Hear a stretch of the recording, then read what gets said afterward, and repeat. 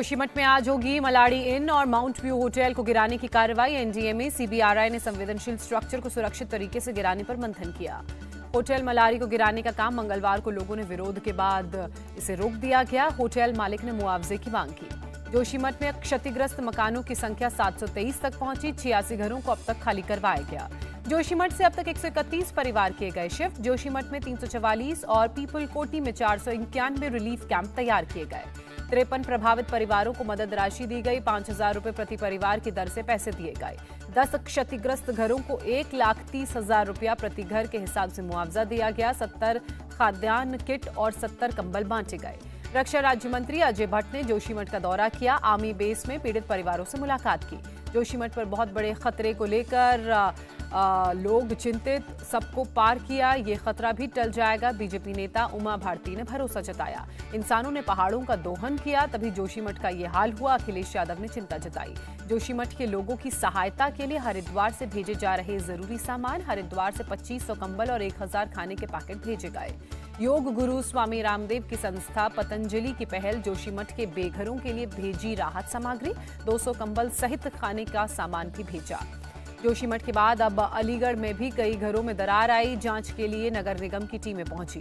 नगर निगम अधिकारी भी प्रभावित इलाकों में पहुंचे। कहा, जांच के बाद ही की जाएगी आवश्यक कार्रवाई। आरएसएस के सर संघ चालक मोहन भागवत ने कहा, इस्लाम को देश में कोई खतरा नहीं है, लेकिन मुसलमानों को हम बड़े हैं की भावना को छोड़ना पड़ेगा। संघ प्रमुख ने आरएसएस के मुखपत्र ऑर्गेनाइजर और 5 जन्य को दिए एक इंटरव्यू में कहा, हिंदू हमारी पहचान राष्ट्रीयता और सबको अपना मानने और साथ लेकर चलने की प्रवृत्ति है।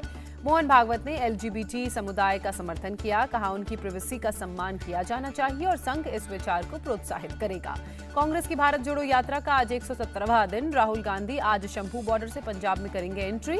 राहुल सबसे पहले गुरुद्वारा श्री फतेहगढ़ साहिब जाएंगे। गुरुद्वारे में मत्था टेक कर पंजाब में यात्रा की करेंगे शुरुआत। राहुल गांधी ने अमृतसर में गोल्डन टेम्पल में मत्था टेका। पगड़ी में नजर आए राहुल। कांग्रेस नेता दिग्विजय सिंह ने कहा, भारत जोड़ो यात्रा का प्रभाव न केवल हमारे सहयोगियों पर बल्कि आरएसएस पर भी पड़ा है। भारत जोड़ो यात्रा के बाद कांग्रेस का हाथ से हाथ जोड़ो प्रोग्राम देश भर में चलेगा। हिमाचल कांग्रेस प्रमुख प्रतिभा सिंह का बयान। कर्नाटक विधानसभा चुनाव की तैयारियों में जुटी कांग्रेस। बस यात्रा से 224 निर्वाचन क्षेत्रों को कवर करेगी कांग्रेस। कांग्रेस बस यात्रा के लिए 2 समूह बनाए जाएंगे। एक बस समूह का नेतृत्व सिद्धारमैया और दूसरे का डी.के. शिव कुमार करेंगे। केंद्रीय मंत्रिमंडल की आज सुबह 10:30 बजे होगी बैठक। कई महत्वपूर्ण फैसलों पर मुहर लगेगी। हिमाचल के मुख्यमंत्री सुक्खू का पूर्व सीएम जयराम ठाकुर पर निशाना। कहा, बिना बजट के 900 संस्थान खोले, हमें कर्ज की सीमा को बढ़ाना पड़ा। बीजेपी की शिखंडियों की जरूरत नहीं होनी चाहिए। भाषा बदलने की नसीहत देते हुए अखिलेश यादव का बयान सामने आया। त्रिपुरा के सीएम माणिक साहा ने निकाली जन विश्वास रैली। जनसभा को भी संबोधित किया। भारी संख्या में समर्थक शामिल हुए। अलवर में सांसद और डीएसपी विवाद में कूदे विधायक बलजीत यादव। सांसद बालकनाथ को बताया साधु के वेश में भेड़िया। विधायक बलजीत यादव ने सांसद को दी खुली चुनौती। कहा, सांसद ने अगर दोबारा वैसा किया तो थप्पड़ मार मार कर लाल कर दिया जाएगा। सांसद बालकनाथ का पलटवार। कहा, अधर्मियों से भर गया है राजस्थान। बिहार में खाद की किल्लत से किसान परेशान। किसानों के बीच जमकर खाद के लिए मारपीट। सासाराम में खाद नहीं मिलने से नाराज किसानों का हंगामा। किसानों के 2 गुट आपस में भिड़े। बिहार सरकार ने गंगा में क्रूज और कमर्शियल शिप चलाने की केंद्र की योजना का विरोध किया। जेडीयू अध्यक्ष ने कहा, बिहार में केंद्र की किसी योजना को चलने नहीं देंगे। जेडीयू अध्यक्ष लल्लन सिंह ने कहा, केंद्र सरकार गंगा में शिप उतारकर जनता के पैसे बर्बाद कर रही है। वाराणसी पहुंचे स्विट्जरलैंड से आए 33 पर्यटक। एयरपोर्ट पर धोबिया लोक नृत्य से उनका स्वागत हुआ। क्रूज पर जाने से पहले टूरिस्ट उत्साहित नजर आए। क्रूज की तस्वीर को कैमरे में कैद किया। दिल्ली में एटीएम कैश वैन से बीती शाम 8 लाख रुपए की लूट हुई। 55 साल के गार्ड की गोली मारकर हत्या की गई।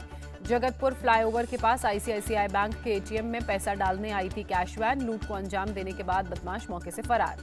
उत्तर प्रदेश के बरेली में कोल्ड स्टोर में लगी आग। मौके पर पहुंची फायर ब्रिगेड की गाड़ियां। कड़ी मशक्कत के बाद आग पर काबू पाया गया। कोल्ड स्टोर के 4 में से 3 चैम्बर्स में लगी थी आग। आग लगने के कारण अभी पता नहीं चल पाए। पश्चिम बंगाल में न्यू जलपाईगुड़ी रेलवे स्टेशन के पास लगी आग। रूटीन ओवरहॉलिंग के दौरान पटरियों के पास लगी आग। आग की खबर मिलते ही फायर ब्रिगेड की टीम मौके पर पहुंची। कड़ी मशक्कत के बाद आग पर काबू पाया गया।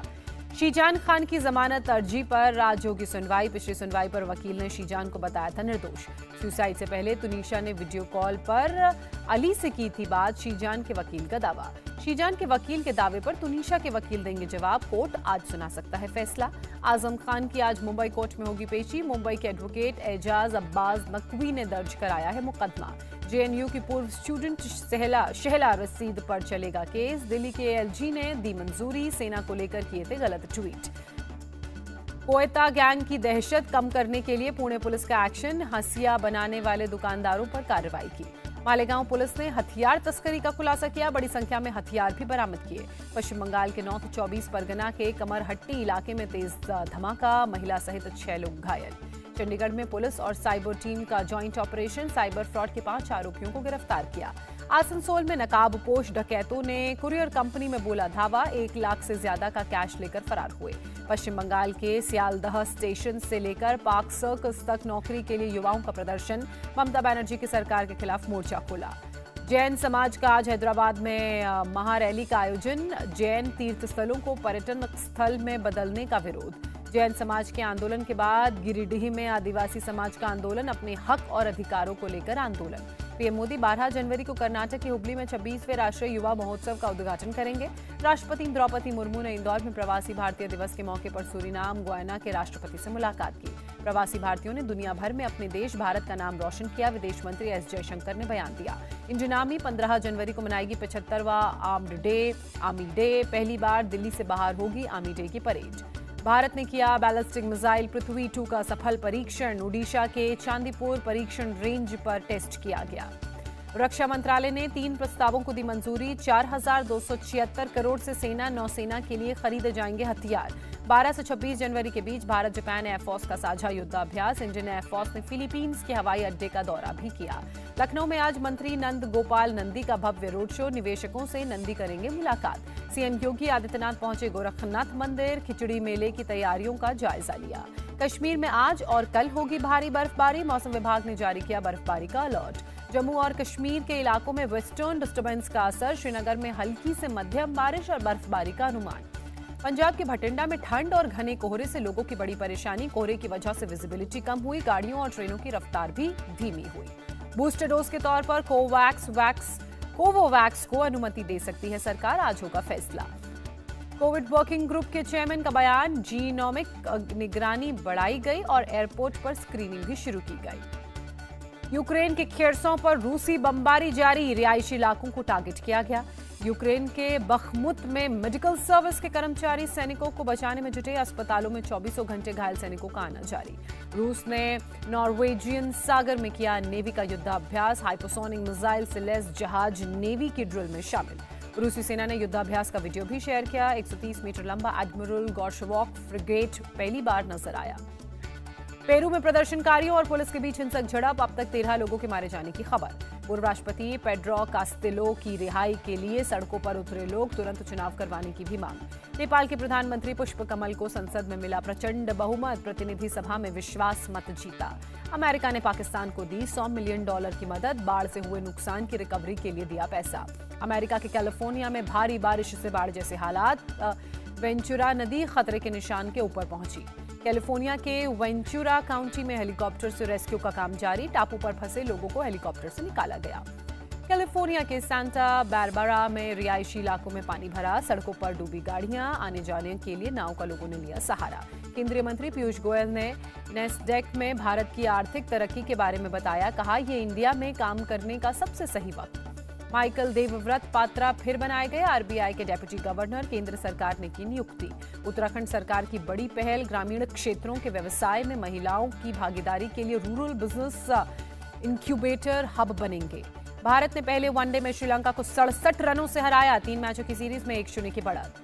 भारत ने पहले बल्लेबाजी कर 373 रनों का लक्ष्य विपक्षी टीम के सामने रखा। जवाब में श्रीलंका की टीम 8 विकेट के नुकसान पर 306 रन ही बना पाई। भारतीय बल्लेबाजों का जमकर चला बल्ला। कोहली 113, रोहित शर्मा 83 और शुभमन गिल ने 70 रन बनाए। कोहली ने जड़ा वनडे करियर का 45वां शतक। कहा, खुशी है टीम ने 370 से अधिक रन बनाए। श्रीलंका के कप्तान दसून शनाका ने खेली 108 रनों की पारी। 90 विकेट के लिए 73 गेंदों पर की 100 रन की साझेदारी। शमी ने दसुन शनाका को किया रन आउट, तो कप्तान रोहित शर्मा ने दिखाई खेल भावना, वापस ली मैकडिंग की अपील। उमरान मलिक ने तोड़ा खुद का रिकॉर्ड, 156 किलोमीटर प्रति घंटे की रफ्तार से डाली बॉल। गुवाहाटी में रोहित शर्मा को देख रोने लगा नन्हा फैन, हिटमैन ने खुद जाकर बच्चे को मनाया। ICC women player of the month का ऐलान, ऑस्ट्रेलिया की एशले गार्डनर ने जीता अवार्ड।